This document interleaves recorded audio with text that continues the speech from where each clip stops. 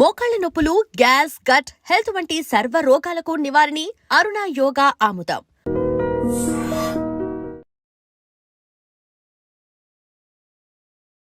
Welcome to iDream media. So జనరల్గా HbA1c ఇదేంటంటే sugar ఎలా ఉంది అని చెక్ చేసుకోవడానికి చేసే టెస్ట్ అనమాట. అయితే మనకు తెలియని విషయాలు చాలానే ఉన్నాయి. దీని గురించి వివరాలు తెలుసుకుందాం. మనతో పాటు ప్రముఖ internal medicine specialist doctor Rajesh Ukkala గారు ఉన్నారు. డాక్టర్ గారు నమస్తే అండి. నమస్తే. డాక్టర్ గారు, జనరల్గా HbA1c ఇదే షుగర్ని నిర్ధారించే ఒక అఫీషియల్ టెస్టా? సో HbA1c అనేది one of the diagnostic criteria for sugar. అయితే మనందరికి తెలిసిన విషయం ఏంటి, డయాగ్నోసిస్ ఆఫ్ డయాబెటీస్లో fasting sugar, post lunch sugar and HbA1c చాలా ఇంపార్టెంట్ రోల్ ప్లే చేస్తాయి. సో డయాగ్నోసిసే కాకుండా ప్రోగ్నోసిస్ అంటే ఎలా ఈ జర్నీ ఆఫ్ డయాబెటీస్ వెళ్తుంది అనేది చూసేదే ఈ HbA1c.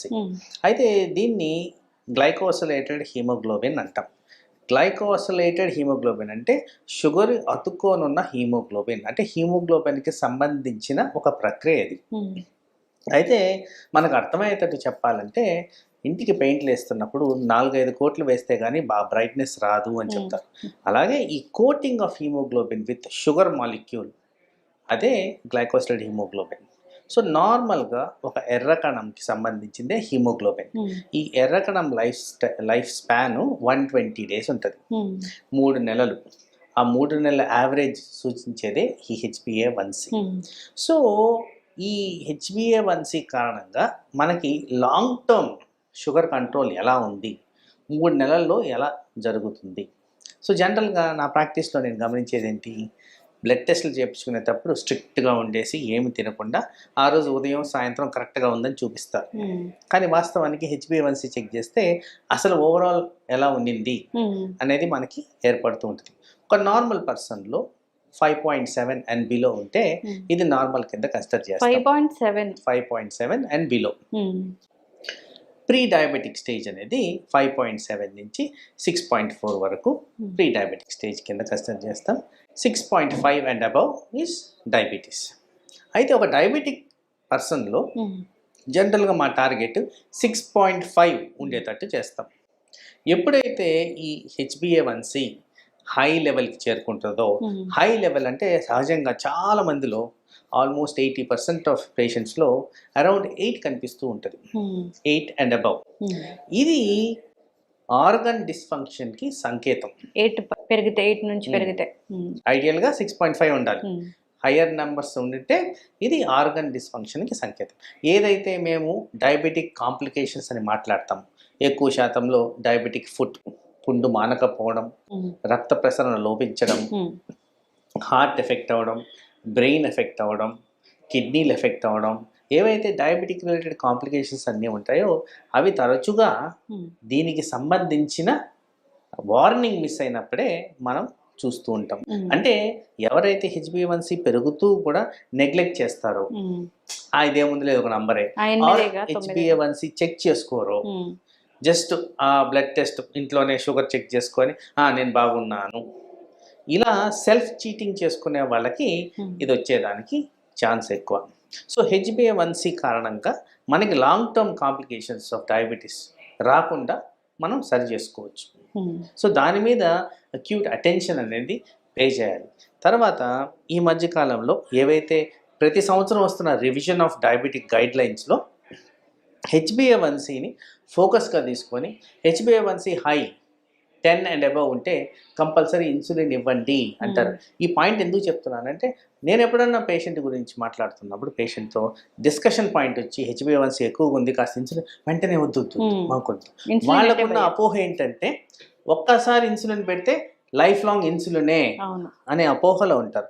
వాస్తవానికి టెంపరీకి కూడా ఇన్సులిన్ పెట్టి ఆ HbA1cని కాస్త కరెక్ట్ అయ్యే విధంగా చేసి డ్యామేజ్ టు ఆర్గన్స్ కాకుండా చేసే విధంగా కాస్త రోజులు, మేబీ 3 months 4 months వాడిన తర్వాత దాన్ని ఇన్సులిన్ కూడా మానేదానికి అవకాశం ఉంటుంది. అది చాలా ఇంపార్టెంట్గా గ్రహించాలని చెప్పి నేను చెప్పదలుచుకున్నాను. డాక్టర్ గారు, ఇప్పుడు HbA1c బట్టే మీరు మందులు రాస్తారా? HbA1c ఇంత ఉంటే మందులు, లేదా ఫాస్టింగ్ పోస్ట్ దాన్ని బట్టి మందులు రాస్తారా? చాలా ఇంపార్టెంట్ క్వశ్చన్ అడిగారు. HbA1c ఒక్కదాన్ని పెట్టుకొని మందులు డిసైడ్ చేయాలి. సో ఈ మధ్యకాలంలో ఇదివరకు మనం కూడా డిస్కస్ చేసిన point continuous glucose monitoring, CGM. ఈ గ్లూకోజ్ మానిటరింగ్లో ఏం తెలుస్తుందంటే ఎక్కడ ఏ పద్ధతుల్లో షుగర్ పెరుగుతుంది, ఏ కారణంగా పెరుగుతుంది అనేది 24 గంటల్లో ఒక గ్రాఫ్ అనేది మనకు వస్తుంది. సో ఈ గ్రాఫిక్ రిప్రజెంటేషన్లో నేను ఎక్కడ కాన్సన్ట్రేట్ చేస్తే షుగర్ అదుపులోకి వస్తుంది, ఉదయం, మధ్యాహ్నం, రాత్ర. అండ్ నేను ఎప్పుడు చెప్తున్నట్టే షుగర్ అనేది ఒట్టి మెడిసిన్తోనే కంట్రోల్ కాదు, దీంట్లో చాలా రకాల ప్రక్రియలు ఇన్వాల్వ్ అయి ఉన్నాయి. మనం చేసే ఎక్సర్సైజ్, మనం పోయే నిద్ర, మనం తినే డైట్, ఇవి చాలా క్రూషియల్ రోల్స్ ప్లే చేస్తాయి. కాబట్టి ఒక మెడిసిన్ మీదే కాదు. అందుకోసమే CGM వచ్చినప్పుడు ఏం అర్థమవుతుందంటే ఎలా మన షుగర్ ఫ్లక్చుయేషన్స్ జరుగుతున్నాయి, మనం తిన్నప్పుడు ఏం జరుగుతుంది, మందులు ఏ విధంగా కంట్రోల్ చేయగలుగుతున్నాయి, ఇదంతా ఇన్ఫర్మేషన్ అయితే వస్తుంది.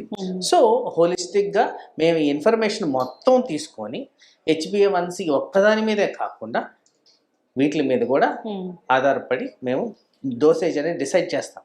కానీ లాంగ్ రన్లో ఏవైతే 3 నెలలు డ్యూరేషన్ది HbA1c ద్వారా మేము ఆర్గన్ ఫంక్షనాలిటీ చూస్తున్నాం కాబట్టి అది కూడా కంట్రోల్ అయ్యేటట్టు ఈ మందుల్ని కాంబినేషన్ థెరపీలో ఇవ్వడం అనేది జరుగుతుంది. ఓకే డాక్టర్ గారు, ఇప్పుడు HbA1cని మేము మెయింటైన్ చేయాలి అంటే ఏం చేయాలి అసలు?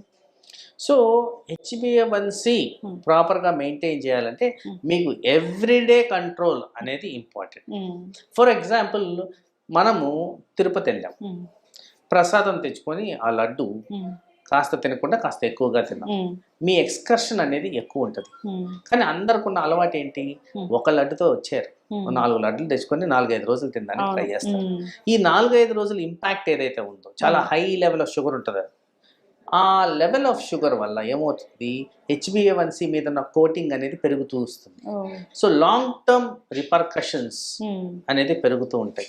మనం తినింది ఆ 4 రోజులే కదా, మిగతా రోజులు స్ట్రిక్ట్గా ఉన్నాం అంటున్నాం. ఈ 120 days ఈ రెడ్ సెల్ ఏదైతే బ్లడ్లో సర్క్యులేట్ అవుతూ ఉంటుందో ఈ హై షుగర్ కారణంగా మనకి ఇండెక్స్ ఏమిస్తుంది, అవయాల మీద ఎఫెక్ట్ అనేది తెలిసిపోతూ ఉంటుంది. So HbA1c is one of the మాకు ఏమంటారు ఫ్యాక్టర్, ఎలా ప్రోగ్రెస్ అవుతుంది డిజీజ్ అనేది మేము డిసైడ్ చేసుకోవడానికి. HbA1c ఒక 10 ఆ పైన ఉంటే అది టూ డేంజర్ అన్నట్లే కదా డాక్టర్ గారు? మీకు అసలు ఐడియల్ సినారియో 6.5, ఎంత హై ఉంటే అంత ప్రాబ్లం. మీరు అడిగిన 10 అయితే మరీ ఇంత ప్రాబ్లం ఎక్కువగా, ఇంకా అంటే హార్ట్ అటాక్, బ్రెయిన్ అటాక్ తిరిగి వచ్చేస్తుంది. కాబట్టి అలాంటి లెవెల్స్ రాకుండా చేసుకోవడం ముఖ్యం. ఐడియల్గా 6.5 అరౌండ్ పెట్టుకుంటే correct. HbA1c every 3 months every 3 monthsకి అది మనకి ఇన్ఫరెన్స్ ఇస్తుంది. అయితే మీరు అడిగిన దాంట్లో ఎవ్రీ 3 months అన్నప్పుడు ఈ ఎర్ర కణం ఏదైతే ఉంటుందో దాని లైఫ్ సైకిల్ బట్టి HbA1c అనేది డిసైడ్ అవుతుంది. ఎర్ర కణాల లైఫ్ సైకిల్ డిసైడ్ చేసేది ఏంటి, ఐరన్ లోపాలు ఉన్న వాళ్ళకి HbA1c ఫాల్స్లీ హై చూపించేదానికి ఆస్కారం ఉంది. అలాగే ఈ ఎర్ర కణం లైఫ్ సైకిల్ ఏదో కారణంగా తగ్గితే HbA1c లోగా చూపించేదానికి కూడా ఆస్కారం ఉంది. ఈ పరిమాణాలన్నీ కూడా ఆ డాక్టరు విశ్లేషించి ఏ విధంగా దీన్ని నేను కరెక్ట్గా తీసుకోవాలి అంటే, మీకు ల్యాబ్లో ఇచ్చిన రిపోర్ట్ని వెంటనే మీరు హైరాణ పడాల్సిన అవసరం లేదు. డాక్టర్ యూజువలీ ఇది వేరే వాటితో రెఫరెన్స్ తీసుకొని ఇది కరెక్టా కాదా అనేది కూడా డయాగ్నోస్ చేయడం అనేది జరుగుతుంది. పర్టికులర్గా ఎవరికైతే కొత్తగా షుగర్ డయాగ్నోస్ అవుతుందో వాళ్ళలో HbA1c ఒకటి పట్టుకొని డయాగ్నోస్ చేయడానికి ఉండదు, వేరే ఫ్యాక్టర్స్ కూడా మేము కన్సిడర్ చేస్తాం. ఈ మధ్య కాలంలో కొత్త రకాల బ్లడ్ టెస్ట్లు, ఇన్సులిన్ లెవెల్స్ ఎలా ఉన్నాయి, హోమా IR టెస్ట్ అనేది ఒకటి వచ్చింది, అది ఎలా ఉంది, తర్వాత CGM ఎలా ఉంది, ఫాస్టింగ్ పోస్ట్ లంచ్ ఎలా ఉంది, సిరీస్ ఆఫ్ టెస్ట్లు ఉన్నాయి. కాబట్టి వీటి మీద మనం డయాగ్నోస్ చేయడం అనేది జరుగుతుంది. ఒక sugar patient post lunch, fasting, post HbA1c, insulin ఎలా ఉంది అనే టెస్ట్ కూడా ఉందా? ఇంకా ఇన్సులిన్ లెవెల్స్ ఎలా ఉంది అనేది హోమా IR ఇండెక్స్ అనేది ఒకటి ఉంది, అది కూడా ఇన్సులిన్ రెసిస్టెన్స్ ఎలా డెవలప్ అవుతుంది అనేది కూడా చూపిస్తుంది. సో వివిధ రకాల టెస్ట్లు, so much of newer techniques అనేవి వస్తూనే ఉన్నాయి. ఈ టెస్ట్లన్నీ చేయించుకోవాలి. జనరల్ గా కూడా ఈ టెస్ట్లన్నీ ఎందుకు, ఇన్ని టెస్టులు రాశారు ఎందుకు, డాక్టర్ల మీద అబాండాలు వేస్తూ ఉంటారు. కానీ రాసింది ఎవరి కోసం అనేది మనకు అవగాహన ఉండాలి కదా. అబ్సల్యూట్లీ. ఇప్పుడు ఒక డోసేజ్ ఆఫ్ టాబ్లెట్స్ వాడుతున్నారు, వాళ్ళకి HbA1c ఇప్పుడు ఎక్కువ ఉన్నప్పుడు ఈ టాబ్లెట్స్ రాస్తారు. నెక్స్ట్ వాళ్ళకి HbA1c తగ్గిపోయింది అంటే ఒక 3 months తర్వాత, అంటే డోస్ తగ్గిపోతుందా? సో బేసిక్లీ HbA1c టార్గెట్ నేను ఇందాక చెప్పాను చూడండి 6.5 అరౌండ్, అలా కాకుండా 6.5 బిలో వచ్చి హైపోగ్లైసీమియా సిమ్టమ్స్ వస్తుంటే డోస్ తగ్గిస్తాం. నా టార్గెట్ వచ్చేసింది కదా అని డోస్ తగ్గించను. టార్గెట్ ఎందువల్ల వచ్చింది? వాడడం వల్ల, మనం వాడిన మందుల మూలాన వచ్చింది. ఆ మందులు తీసేస్తే మళ్ళీ పెరుగుద్ది కాబట్టి ఆ విధంగా టార్గెట్కి వస్తే టార్గెట్ మీద ఆ మందులు కంటిన్యూ చేయడం అనేది జరుగుద్ది.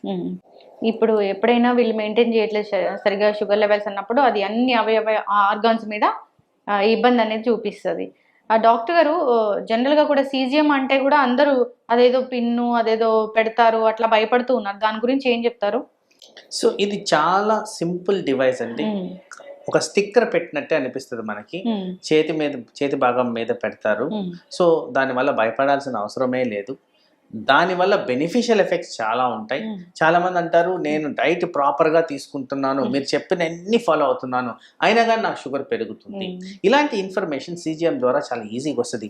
ఏ టైంలో పెరుగుతుంది, ఏ కారణంగా పెరుగుతుంది అనేది అనలిటికల్గా డాక్టర్కి చాలా హెల్ప్ఫుల్గా ఈ CGM అనేది పనిచేస్తుంది. కాబట్టి ఆ విధంగా పేషెంట్కి బెనిఫిట్ అవుద్ది. కాబట్టి ఎవెన్చువల్లీ ఏమవుతుందంటే మేము కరెక్టివ్ మెజర్స్ తీసుకొని ఎక్కడ ఏం చేస్తే కరెక్ట్ అవుద్ది అనేది కూడా మాకు గైడెన్స్ వస్తుంది. కాబట్టి CGMకి చాలా important role in the management of diabetes.